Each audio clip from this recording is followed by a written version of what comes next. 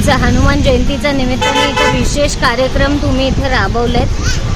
काय सांगणार आहोत या कार्यक्रमाबद्दल? या कार्यक्रमासाठी सांगणार की आज हनुमान जन्मोत्सव आहे आणि खूप मोठा हा हनुमान जन्मोत्सव असतो आणि तुलसीवाडीमध्ये जे रोजपूरच्या बाजूला हनुमानजीचं मंदिर आहे ते खूप जागृत आहे आणि गेल्या अनेक वर्षापासून मी इथे श्रद्धाने पाया पडते आणि दरवर्षी मी ते हे कार्यक्रम करते.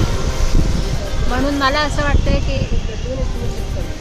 तुम्हाला इन्स्पिरेशन कुठून मिळाले हे कार्यक्रम राबवण्याची?